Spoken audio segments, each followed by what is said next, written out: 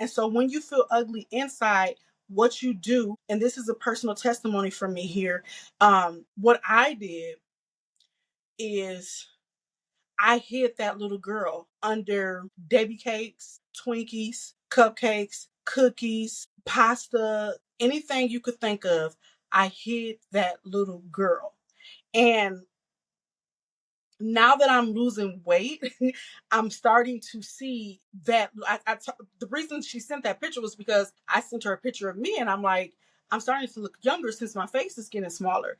And when she sent me that, that's when it hit me like, wow, I've been hiding the little girl. I've been feeding her, overfeeding her with gluttony because I've tried to hide the very best vulnerable part of myself that was her.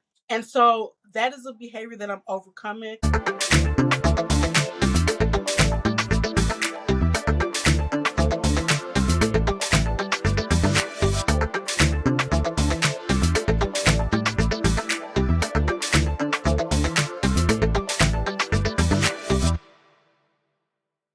Hello and welcome to another episode of the Woman of Worth podcast. I am your host, Tanisha Burks. If you haven't already, please take time to like, subscribe, follow, share the podcast, and comment on the podcast. The podcast is available on all podcast platforms, and the video drops only on YouTube. Podcast episodes drop every Thursday at 3:30 a.m. and then the video is available at 9 o'clock a.m. I was just looking over some things and I realized this is actually episode 12, which means we are just 2 episodes away from the season finale. And I am praying about whether or not I should return in January to start to drop the season 5, or if I should return in August. Should I make this a yearly thing? I'm praying about it. We'll see what happens. A lot of changes going on in my life, a lot of things happening, new things coming. I need to finish the book that I've been working on. And it's just so much that's been dropping in my spirit that I probably won't come back until August of 2026. But I will for sure let you know.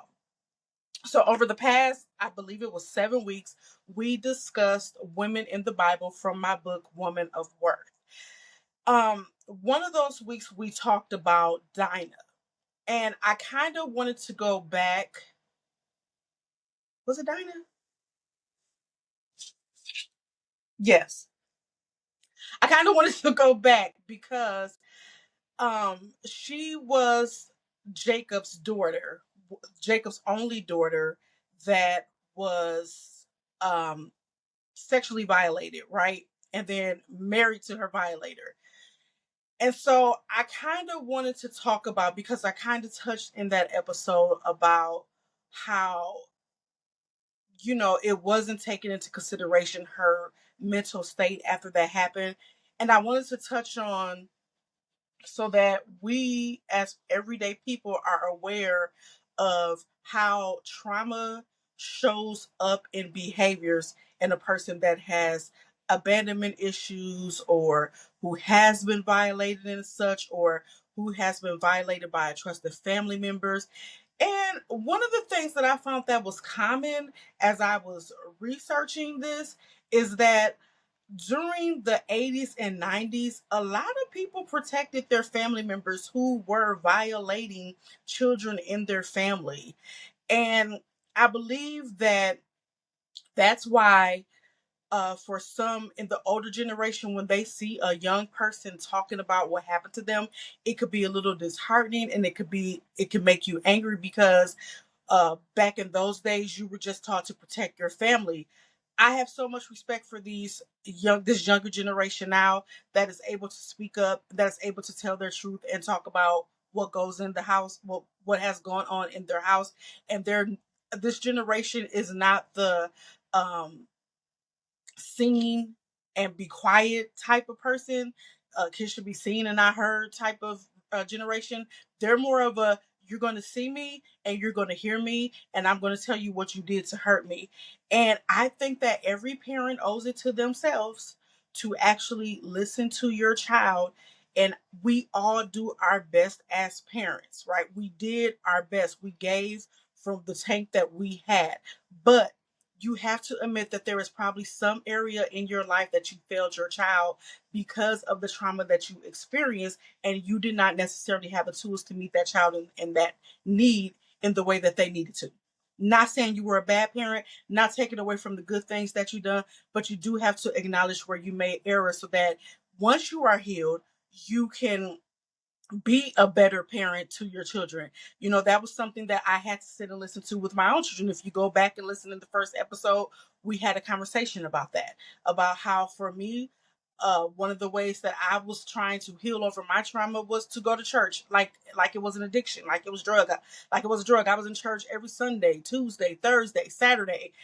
Okay, and I'm not talking about we sitting in church for like an hour and a half. I'm talking on Sundays we were there from 8. Service didn't start to 9, but we were there at 8, and we didn't leave that church to 2. And then sometimes we have the nerve to go back at 6. For me, that was an addiction. That was how I need. That's what I needed to heal. But for my kids, it kind of took away from their childhood to the point where now they don't even go, which is something I'm still praying about. But I wanted to just I just got totally off subject. And I wanted to just kind of talk about some of the behaviors that I noticed in myself once I started really, really coming from that victim mentality and being victorious and overcoming my trauma and realizing that I'm not a victim of anything, but I'm a survivor. I realized some of the things that I had started to work through, which is something that I just really started really, really working on in 2022 when I was separated from my husband. Because when we first separated and then we divorced, then the divorce was final last year. And so there were some things that I realized in me that I wanted to turn around, you know, from that failed marriage. I wanted my therapist to not just sit and agree with me and I'm right, I'm right, I'm right. No, I'm not right. It's not right for me to victimize anybody else to my trauma, and neither is it right for me to continue to use my trauma as an excuse for my behavior. So that's what I went into therapy with. And these are some of the things that I saw in myself that God has shown me that I've overcome, pretty much, or the Spirit has shown me that I've overcome. We're going to talk about that too, the difference between the Holy Spirit and God speaking in another episode. So, one of the behaviors that I saw in myself, uh, and I'm talking about people that have had trauma in their childhood and they've grown up, and these are adult behaviors that you can see, okay? Not saying that people can't have trauma in their adulthood and these behaviors don't show up, but I'm saying for those of us that have carried it from childhood, from the age of 10 to now, however old you are, these are some of the behaviors that if you see in yourself, you have probably not healed from your trauma. And it's okay because you can still heal. It's still time. You're still alive. You're still breathing. Don't beat yourself up. It's not your fault. It happened to you. It's not your fault. What you did, what happened to you was not your fault, but how you respond to the trauma and how you behave, now it is your responsibility to change that so that you're not passing down generations of trauma to your descendants. All right. First behavior, controlling. When I tell you I was controlling, I mean, I was controlling anything that was out of my control. I did not want to do. Okay. Like if I could not control the outcome of a situation, then it just didn't make sense to me. So I was the type of person. So can you imagine trusting God and letting him have control and jumping out when God says step up and stop doing this or start doing that and not knowing what the outcome of that thing was going to be? That was very hard for me. It was very, very hard for me to be obedient to God. Okay. But not just in that sense. I was so controlling to the point where I had to plan everything out, and I had to, every outcome that I thought would happen, I had to have it written down and I had to write, okay, well, if this happens, then what can I do to fix it? That's how controlling I was. I had to control every little thing, even in my kids' life.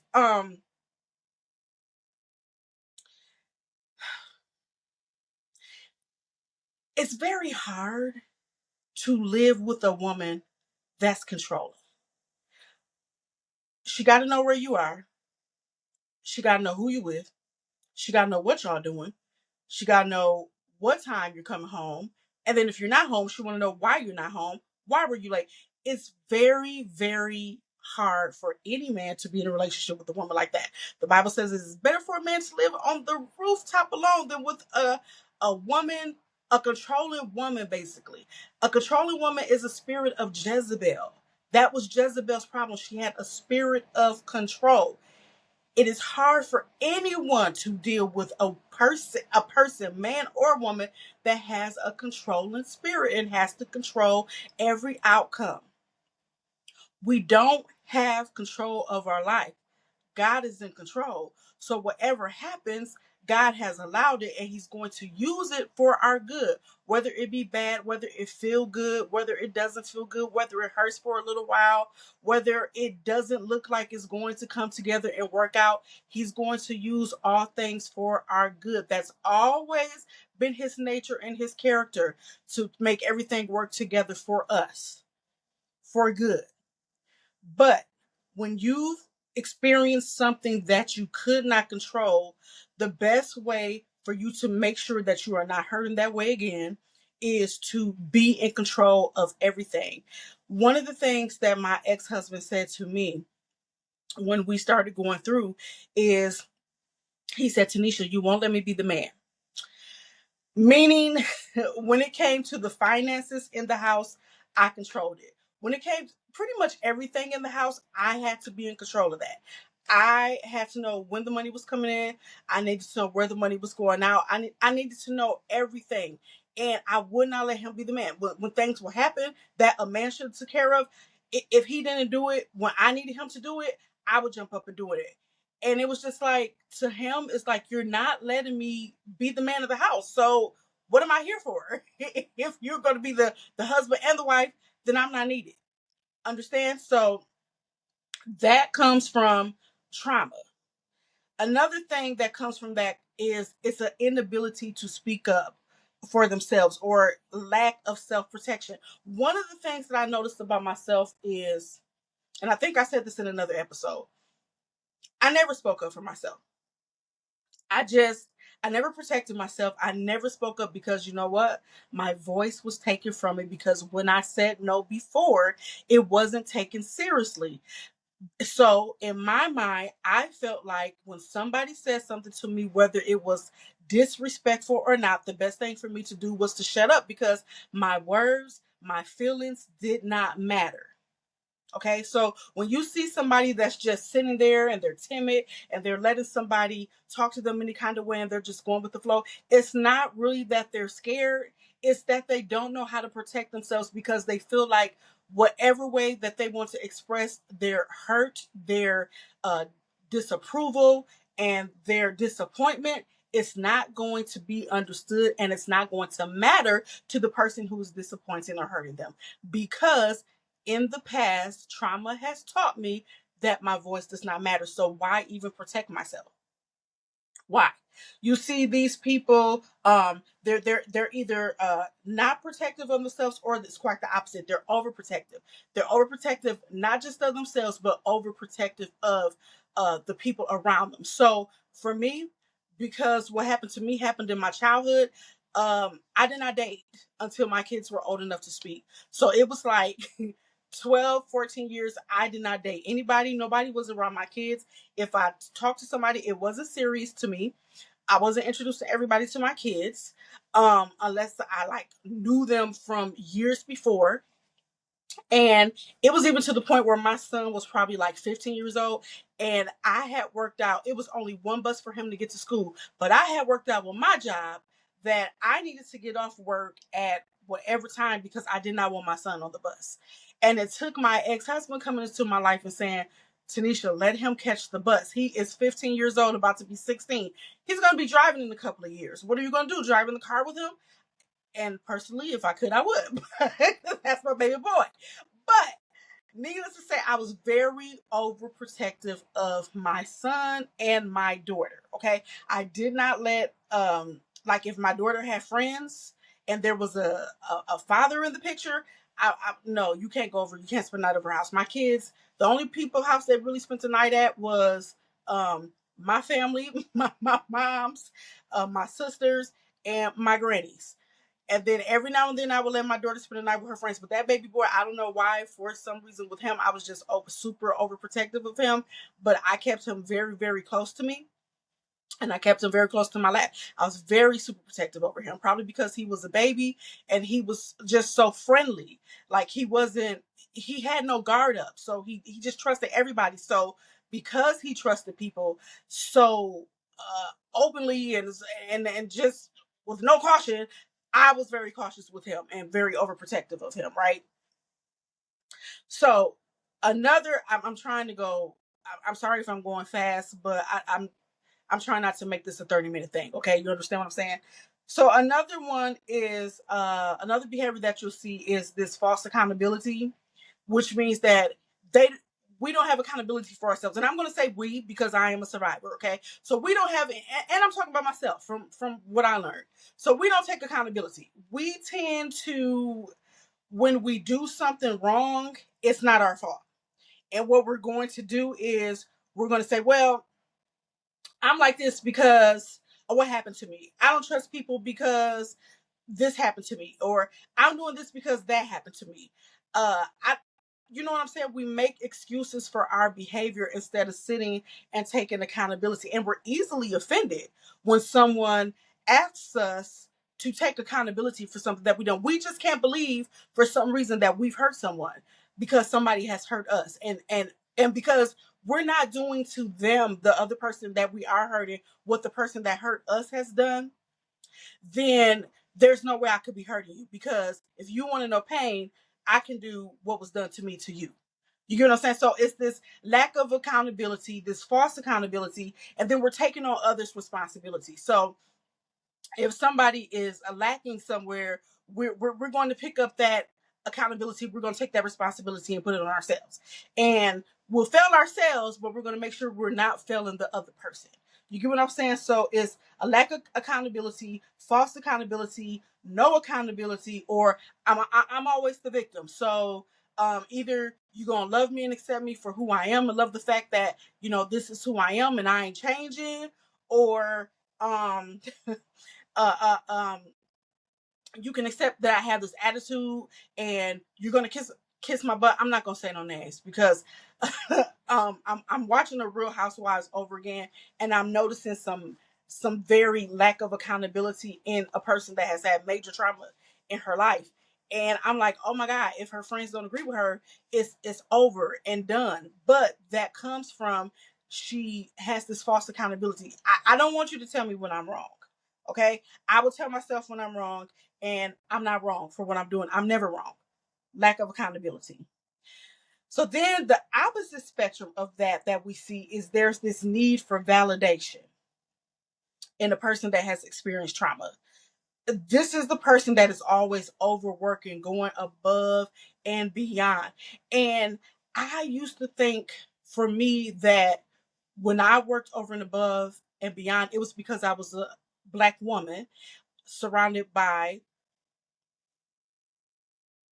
peers that were not the same race as me, and I had to work extra hard to be validated, which I don't do anymore, by the way. It's just, you get what you get. You got what you got. If it ain't good enough, that's your issue, because I'm doing my best. Um, so they're always going over and above, and they really don't need to, because really it's never really going to be appreciated. I'm not going to say never going to be appreciated, but it's rare that it'll be appreciated like it should be. They're always chasing accolades or in search of affirmation. I once talked to somebody, honey. I'm sorry. I hate saying honey. But I once talked to somebody, this was a man, and he needed so much affirmation. Now, this was after I healed. Actually, this was at the beginning of this year when I was dating. He needed so much validation from me that it was just like, it drained the life out of me. And this was somebody that I had talked to in the past. And I was like, how in the world did I deal with this? And I thought I was in love with you back in those days. And you are draining my very existence right now. Like, you can't.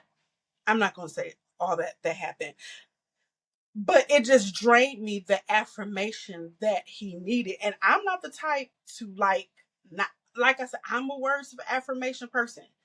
I'm going to encourage you. I'm going to speak life into you. That's my love language, okay? But for me to have to constantly sit and affirm you, and we talking about you, and we talking about what you did, and we talking about everything that you're doing in your life, and I'm constantly consistently pouring into you, and I'm not being poured back into. That is a problem for me. That is draining. You are sucking the life out of me. That is not acceptable. That's a person that needs validation. You're overworking. You want me to praise you for the things that you're doing. I'm going to do that anyway. I'm going to encourage you to keep going. I'm going to probably try to give you some ideas on how to make it better. But I mean, at some point, you got to pour into me either. Like, I'm an empty pitcher. I didn't pour everything that I have into you. What can you pour into me? Because you need that much validation. It's draining. People who need validation like that, it is very, very draining. And then you have this guard up, and then when you let it down, you're actually the most wonderful person that a person could ever meet. Just your natural self without needing that validation and affirmation. Because you realize that really the validation you need comes from him, not anybody here. I mean, you can encourage me, but I believe it was David that said sometimes you got to learn how to look in the mirror and encourage. Well, he did say look in the mirror, but sometimes you got to learn how to look in the mirror and encourage yourself. Sometimes you got to wait for the Holy Spirit to encourage you, and it will. He's a comforter, okay? He will encourage you. So I'm going on. Another behavior is for people that have been violated sexually. These people are, there's two extremes, okay? Possibly three. And I'm not going to get into uh, a little girl being touched by a little girl and what spirit comes from that. If that's her first experience, that's what she's going to, when she is able to um, explore when she's older on her own volition and will. If her first experience was with a woman, and she's chasing that feeling that woman gave her, that's what she's going to be chasing when she gets older. If her first experience was with a man and it hurt her and she didn't like the experience, she's going to go towards a woman. Same thing with a boy. I'm not going to get into all of that. But the two extremes, when a person has been violated that way, especially when they're young, is they're either going to grow up and be extremely loose, or they're they're going to be they're going to get to a point where they just have no interest in intimacy at all. Okay. And I was both extremes. I went through a period in my 20s where I was just ignoring red flags. I We got to thank God for being protection from the S, the T, and the D. Okay, because that man protected me. I have got to thank him for the protection, because I went through that period where I felt in order for a man to like me, that's what I had to do because of what happened to me. I'm just going. I'm not. I don't want to go too much into everything. So I ignore all the red flags. I saw them and I ignored them. Said, "Hey, red flags." What happens when we ignore a red flag when we're like that is we think that we can change the person. Okay, they can be changed, and the reason why we're going to stick it out beyond those red flags when we see them is because we don't want to be alone, because there's actually somebody that we think likes us, but they don't like us. They like what we're doing with them. So it's not really a like. I just like you for your body type thing. Okay. So, but it's okay that you like me for my body. I'm gonna keep giving you my body, and one day you're gonna like me for who I am. No, it's not gonna change. It's not happening. What you know what men respect? When you sit your tail at home and you're not jumping up to do everything that they say do.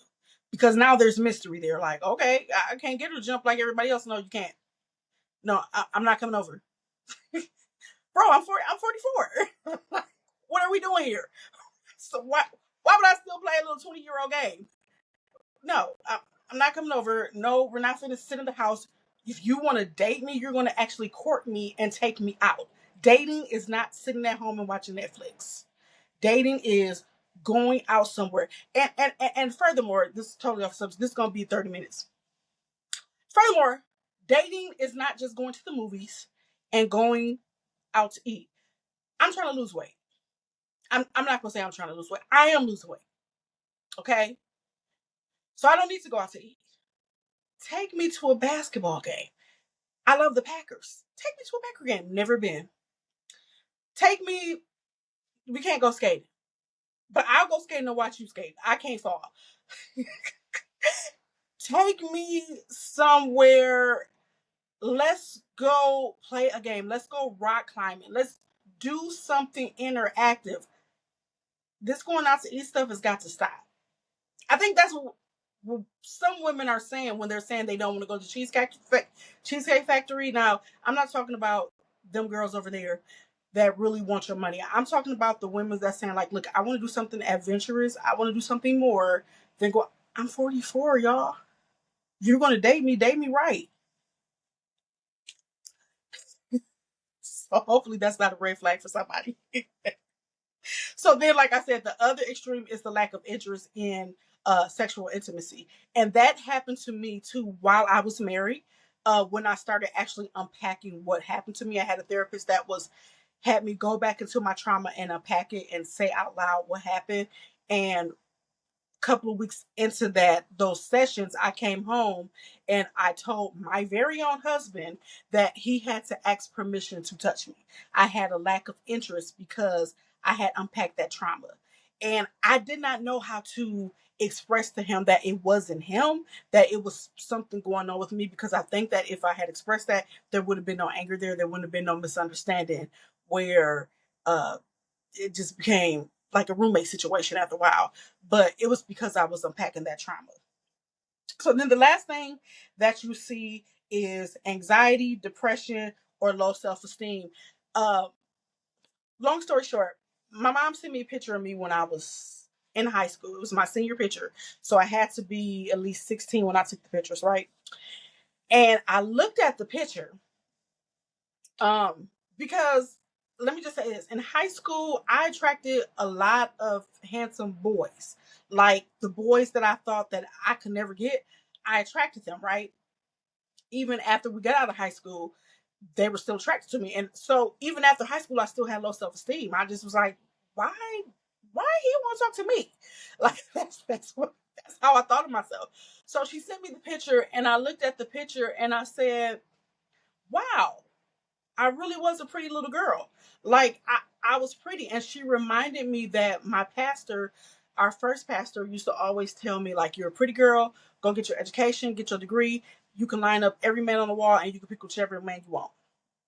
And she reminded me of that. But listen, I was so boggled down by trauma that I didn't even realize the natural beauty that I already had within me. I didn't realize that my beauty was not just what was on the outside, but what was on the inside of me, because I felt ugly inside. And so when you feel ugly inside, what you do, and this is a personal testimony from me here,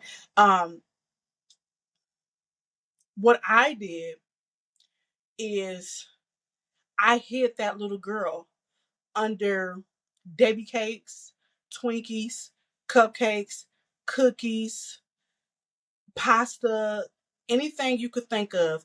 I hid that little girl. And now that I'm losing weight, I'm starting to see that the reason she sent that picture was because I sent her a picture of me and I'm like, I'm starting to look younger since my face is getting smaller. And when she sent me that, that's when it hit me like, wow, I've been hiding the little girl. I've been feeding her, overfeeding her with gluttony, because I've tried to hide the very best vulnerable part of myself that was hurt. And so that is a behavior that I'm overcoming. And I'm realizing that as I'm accepting this, God is really changing my taste buds. And it's not me losing weight. Before it would be, oh, I'm gonna work and lose weight because I wanted to attract certain people. Now it's really me doing this because I just want to be healthy, and this is my way to show that little girl in me that was hurt that she can live freely and she doesn't have to hide herself. Not be the 17-year-old because I'm 44, but y'all get what I'm saying, right? So I just want to stop by and talk about. I get so tired of saying stop by. That's our episode for today. Again, if you haven't already, please like, subscribe, follow, share the podcast. If you have a story that you want to share with me, or that you kind of want to talk through some things that happened to you, please feel free to inbox me on Facebook or wherever. Talk to me on YouTube. I'm always open to talk to people. I love women, and like I said, if I could say anything to that little girl that in that picture that my mom sent me, the first thing I would say is you actually survived and you are a woman of worth. So I want to say to all of my survivors, it's time to stop letting our trauma speak for us and live. We have to outlive the trauma because we did. Stop hiding under the trauma. Come out. God has so many great things in store for you, but you have to release the pain. You have to release control so that God can show up in your life. Once you release control unto Him and you give Him control, you will see many doors will be opened unto you. Some of us are waiting and wondering when God is going to bless us. And the thing is, He's waiting for you to let go so that He can do what He purposed to do in your life. I know it's hard to trust people, but that's why you have to pray to God for discernment on who to trust and who should be in your life. And He's going to show you. He orders our steps according to His word, according to the purpose that He has in our life. So that's our episode for today. Have a blessed day. All right. See you soon.